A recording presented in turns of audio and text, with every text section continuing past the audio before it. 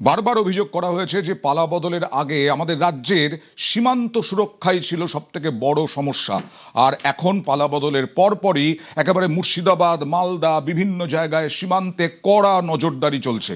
বিশেষ করে জলসীমান্তে মুর্শিদাবাদে প্রশাসনের বজ্র আঁটুনি, গঙ্গা পার্শ্ববর্তী এলাকায় ড্রোন দিয়ে নজরদারি পুলিশের, স্পিড বোটেও নজরদারি পুলিশের, পাচার বন্ধ করতে হবে, এই হচ্ছে প্রশাসনের টার্গেট। আগামী দিনেও নজরদারি চলবে বলে হুঁশিয়ারি।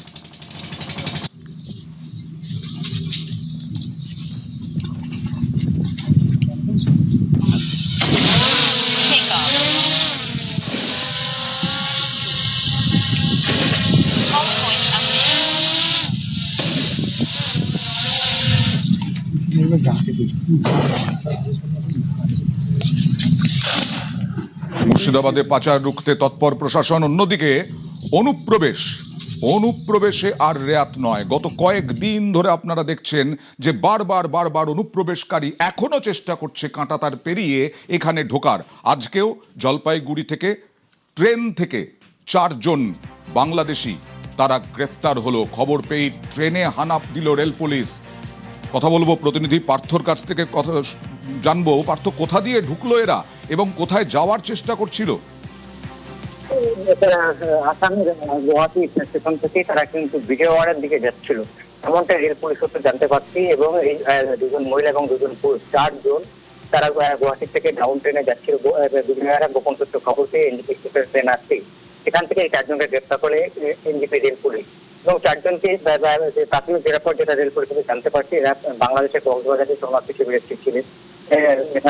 গতকালই তারা গুয়াহাটি থেকে বিজয়ওয়াড়া যাওয়ার চেষ্টা করে এবং মাঝপথে তাদেরকে কিন্তু আটকে দেওয়া হয়। আর তাদের আদালতে তোলা হচ্ছে, রেলওয়ে আদালতে। কোন পথ দিয়ে এসছে বা এদের থেকে আরো অন্য কেউ এসছে কিনা কাটাতার চোখকে, সেই বিষয়ে কিন্তু তদন্ত শুরু করেছে কর্তারা এবং তাদেরকে নিজেদের হেফাজতে নিয়ে আবারও জেরা করে গোটা বিষয়টি সামনে আনতে চাইছে।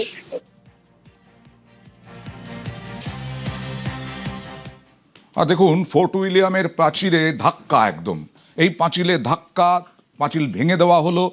মনে করা হচ্ছে দুর্ঘটনা, সিসি ক্যামেরার ফুটেজ দেখা হচ্ছে খতিয়ে, কিন্তু এই ভাঙা পাঁচিলে, একেবারে ভাঙা রেলিংয়ে একেবারে চাকার দাগ রয়েছে।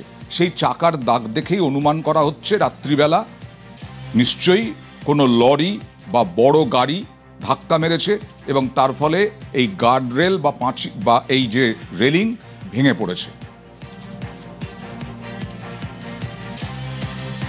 সেনাবাহিনীর ফোর্ট উইলিয়ামের যে দুর্গ রয়েছে, সেই দুর্গের ঠিক পাশেই এখানে যে রেড রোডের যে প্রাচীর রয়েছে এবং সেই প্রাচীর ভেঙে পড়েছে। কার্যত ফোর্ট উইলিয়ামের কাছেই এভাবে প্রাচীর ভেঙে পড়েছে। মনে হচ্ছে একটা ধাক্কা, জোরে ধাক্কা, সজোরে ধাক্কা। আমরা দেখতে পাচ্ছি এই পাশেই একটি গাড়ি যাওয়ার যে অর্থাৎ গাড়ির চাকার যে দাগ সেটা স্পষ্ট, এবং এই চাকার দাগ চলে গেছে। অর্থাৎ এই কোনো গাড়ি গিয়ে এটা ধাক্কা মেরেছে নাকি অন্য কোনোভাবে, কারণ গত কয়েকদিন বৃষ্টি হয়েছে, তাতেও এর ভিত আলগা হতে পারে, সেই কারণেও পড়ে যেতে পারে। অর্থাৎ কারণ স্পষ্ট নয়, কিন্তু এই ধরনের একটা গুরুত্বপূর্ণ জায়গায় এভাবে প্রাচীর ভেঙে পড়ায় যথেষ্ট উদ্বিগ্ন পুলিশ। সিসিটিভি ফুটেজ খতিয়ে দেখা হচ্ছে। ময়দান থানার যারা আধিকারিক রয়েছেন তারা তদন্ত করে গেছেন, ঘটনার সরেজমিনে দেখে গেছেন এবং ময়দান থানা এর তদন্ত করছে যে ঠিক কী কারণে, কোনো গাড়িতে দুর্ঘটনা নাকি অন্য কোনো কারণ রয়েছে, সেই কারণ খুঁজছে ময়দান থানার পুলিশ। ক্যামেরায় সৌমেন দাসের সঙ্গে বিশ্বজিৎ সাহা, নিউজ 18 বাংলা। চম্পাহাটি গতকালই বিস্ফোরণ ঘটেছে বাজি কারখানায়, 1 জন 2 জন আহত হয়েছেন, কিন্তু সেটা বড় কথা নয়। বড় কথা হচ্ছে এই চম্পাহাটিতে গত কয়েক বছর ধরে বেআইনিভাবে বাজি কারখানা তৈরি এবং তাতে বারবার দুর্ঘটনা, মৃত্যুর ঘটনাও ঘটেছে। কিন্তু গতকাল বিস্ফোরণ, আজ রমরমিয়ে চলছে বাজি কারখানা। চম্পাহাটির ঢিলছোড়া দূরত্বে গতকালই আমরা দেখিয়েছি, ঢিলছোড়া দূরত্বে বিস্ফোরণ, বেআইনিভাবে বাজি তৈরি করতে গিয়ে বিস্ফোরণে আহত 2, এবং প্রশাসনের নিয়মকে এখনও বুড়ো আঙুল দেখানো হচ্ছে। বেআইনি বাজি কারখানা, আজ সকালেও বেআইনি বাজি তৈরি কারখানার হদিশ পাওয়া গেল। কোথাও কারখানা, কোথাও আবার বাড়ির মধ্যেই বেআইনিভাবে বাজি তৈরি হয়েই যাচ্ছে। বাজি আমি বানাই খুব কম, ওই রং মশাল করে আর ওই আনার করে। কিন্তু বাড়ির মধ্যে কিভাবে তৈরি? বাড়ি না আমার কারখানা হচ্ছে পিছনে আমার লাইসেন্স আছে? লাইসেন্স একজনের আন্ডারে কাজ করি আমি। বারুইপুরের পিয়ালিতে গতকাল একটি দুর্ঘটনা ঘটে, তারপরেও কি প্রশাসন তৎপর হয়েছে? ছবি দেখে সেটা মনে হচ্ছে না। আমরা দাঁড়িয়ে রয়েছি পিয়ালির 200 কলোনি এলাকায়। এই যে মেন রোডের পাশে কোনো একটি পোড়ো বাড়ি এটি, যেটি বস্তা এবং টিন দিয়ে ঘেরা, এবং সেই বস্তা টিন দিয়ে ঘেরার মধ্যেই চলছে বেআইনি বাজির রমরমা ব্যবসা। আইনকে বুড়ো আঙুল দেখিয়ে রাস্তার লোককে বা এলাকার লোককে চোখে ধুলো দিয়ে এইভাবে দিনের পর দিন বেআইনি বাজির কারবার চলছে পিয়ালির 200 কলোনিতে। এর মালিককে, বাড়ি কোথায়, কেউই জানেন না। কারণ এলাকায় বাসীরা তারাও আতঙ্কে যে এই কারখানা যার, তার নাম বলে দিলে হয়তো বিপদ হতে পারে। আর সেই কারণেই পুলিশ প্রশাসনের নাকের ডগায় দিনের আলোতে মেন রাস্তার পাশে অবৈধভাবে এই নিষিদ্ধ শব্দবাজির কারখানা চলছে। বারুইপুর থেকে অর্পণ মণ্ডল, নিউজ 18 বাংলা। বারবার গত কয়েকদিন ধরে আমরা আপনাদের যন্ত্রণা কষ্টের ছবি দেখাচ্ছি। দেখুন রাস্তা, দেখুন জয়নগর কুলপি 35 কিলোমিটার রাস্তা, সেটার এই অবস্থা, খানা খন্দে ভরা, একেবারে যে কোনো সময় দুর্ঘটনা হতে পারে। পিচ উঠে গিয়েছে, কঙ্কালসার দশা, রোজ দুর্ঘটনা ঘটছে। বর্ষাতেও চরম দুর্ভোগের মধ্যে জল জমলে পড়ে বাইকার যারা, বাইক আরোহী যারা, তারা বুঝবেন কি করে? এখান থেকেই তো দুর্ঘটনা ঘটে যাওয়ার আশঙ্কা। তৃণমূল জমানায় বারবার অভিযোগেও হয়নি কাজ।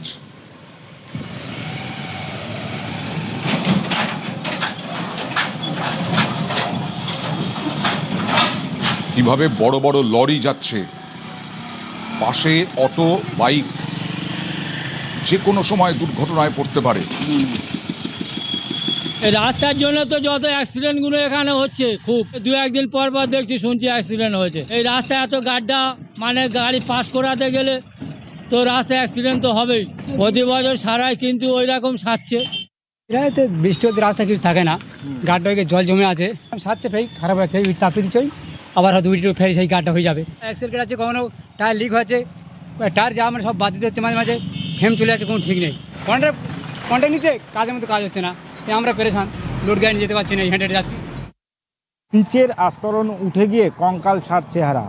কোথাও কোথাও দেখা যাচ্ছে যে বড় বড় ডোবা হয়েছে, আর যার কারণে সমস্ত গাড়ি চালক যাদেরকে দুর্ভোগ পোহাতে হচ্ছে এবং প্রতিদিন দুর্ঘটনা ঘটছে, এমনটাই জানাচ্ছেন এলাকার বাসিন্দারা। যারা গাড়ি চালাচ্ছেন তাদের বক্তব্য, প্রতিদিন যে টাকাটা আয় হচ্ছে তার থেকে বেশি হচ্ছে ব্যয়।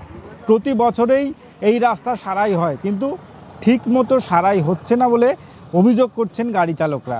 কবে এই রাস্তার হাল ফিরবে তা নিয়ে প্রশ্ন রয়েছে এই এলাকার বাসিন্দাদের। ক্যামেরায় রফিকুল ঢালির সঙ্গে অর্পণ মণ্ডল, নিউজ 18 বাংলা, বারুইপুর। দক্ষিণ 24 পরগনার পর উত্তর 24 পরগনা। একটু ইস্যুটা অন্য। মদের দোকান বন্ধ করার দাবিতে পথ অবরোধ বাগদায়। মদের দোকান বন্ধ করতে হবে, এটাই দাবি এই মহিলাদের। আন্দোলনকারী মহিলারা, তারা হেলেঞ্চা গ্রাম পঞ্চায়েতের বাসিন্দা। পঞ্চায়েত অফিসের পাশেই মদের দোকান। আগেও দোকান বন্ধের দাবিতে বিক্ষোভ দেখিয়েছে মতুয়া মহাসংঘ। কথা বলবো প্রতিনিধি অনিরুদ্ধর সঙ্গে। অনিরুদ্ধ, পঞ্চায়েত অফিসের পাশে দোকান, কিন্তু কোথাও তো এরকম নিয়ম নেই যে হাসপাতালের পাশে বা স্কুলের 100 মিটারের মধ্যে মদের দোকান বন্ধের নিয়ম আছে। এখানে কি সমস্যা হচ্ছে এই মহিলাদের? দেখুন, তোমাকে জানিয়ে রাখি যে উত্তর 24 পরগনার বাগদা ব্লকের হেলেঞ্চা গ্রাম পঞ্চায়েত অফিসের পাশে যে মদের দোকান রয়েছে, সরকারি লাইসেন্স প্রাপ্ত এই মদের দোকান, স্থানীয় সাধারণ মানুষের অভিযোগ যে এই এলাকায় মদের দোকান থাকায় নানা সময় সমস্যার সম্মুখীন হতে হচ্ছে। বিভিন্ন সময় যারা মদ্যপান করেন তারা উপদ্রব করছেন।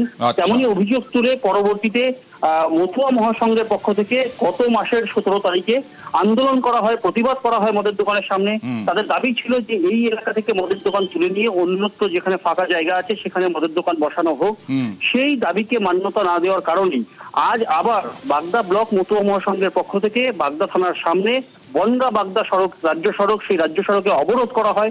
প্রায় 1.5 ঘন্টা এই অবরোধ চলে। পরবর্তীতে মতুয়া মহাসংঘের তরফ থেকে বাগদা থানায় একটি লিখিত স্মারকলিপি নিয়ে যাওয়া হয়। তাদের দাবি যে এই এলাকা থেকে মদের দোকান অন্যত্র সরিয়ে নিয়ে যেতে হবে, পুলিশের কোনো সেই বক্তব্য? দাবিকে মান্যতা দিয়েছেন। পুলিশ আশ্বস্ত করবার পরে প্রায় 1.5 ঘন্টা অবরোধ চলবার পরে সেই অবরোধ উঠে যায়। কিন্তু মতুয়া মহাসংঘের দাবি, যতক্ষণ না পর্যন্ত এই মদের দোকান এখান থেকে অন্যত্র স্থানান্তর করা হচ্ছে, তাদের এই আন্দোলন জারি থাকবে। প্রশাসন আশ্বাস দিয়েছে বলেই তারা আপাতত আজ অবরোধ তুলে দিয়েছে। এই দাবি নিয়ে মতুয়া মহাসংঘ মাতালদের কিন্তু- সমস্যা, মাতালদের নিয়েই সমস্যা এবং তারাই এখানে আইন শৃঙ্খলা জনিত সমস্যা ঘটায়। অনিরুদ্ধ, একদমই, এই এলাকায় বিভিন্ন সময় যারা মদ্যপান করবার জন্য ওই দোকান থেকে মদ কিনতে আসেন, তারা এলাকায় বিভিন্ন সময় উপদ্রব করেন, তেমনই কিন্তু অভিযোগ তুলছেন। এবং পার্শ্ববর্তী মন্দির রয়েছে, স্কুল রয়েছে, পঞ্চায়েত অফিস রয়েছে, কি করে এরকম একটি জায়গায় মদের দোকানের অনুমতি দেওয়া হলো তা নিয়ে স্কুল কিন্তু যদি প্রশ্ন থাকে তুলেছেন তাহলে মতুয়া মদের মহাসংঘ। দোকানের অনুমতি মেলার কথা নয়। আইন শৃঙ্খলা জনিত সমস্যা হলে অবশ্যই পুলিশের পদক্ষেপ করা উচিত। আমরা গতদিনেও এই মদের দোকান বিরুদ্ধে প্রতিবাদ জানিয়েছিলাম এবং আমাদের 4-5 দিন বন্ধ রাখার পর দোকান আবার খুলে দেয়। তো আজকে আমরা আবার মিলিত হয়েছি। আমাদের এই যুব সমাজকে নষ্ট করার মূলে এই মদের দোকান, গরিব মানুষের সমস্ত কিছু ধ্বংস করে দেয় এই মদ। আমাদের যুব সমাজ ঘুরতে দিচ্ছে না এই মদ, তার বিরুদ্ধে আজকে আমাদের এই আন্দোলন। যতক্ষণ আমাদের দাবি না মানা হবে ততক্ষণ অবরোধ চলবে। আমরা চাইছি এক্ষুনি এই মুহূর্তে এই মদের দোকান বন্ধ করে দেওয়া হোক। যে মদের কাউন্টার, যে অঞ্চলের পাশে এবং স্কুলের আশেপাশে কোনো মদের কাউন্টার চলবে না। রীতিমতো ওনাদেরকে বলা হয়েছে ফাঁকা জায়গা, অন্তত একটু ফাঁকা জায়গায় গিয়ে মদের দোকানটা খুলুক। ওনাদেরকে বলা হয়নি যে বন্ধ করো। এখানে এই থানার, বাগদা থানার যে বড়বাবু রাখহরি, উনি 3 লাখ টাকা খেয়ে সেই কাউন্টারটা আবার খুলেছে।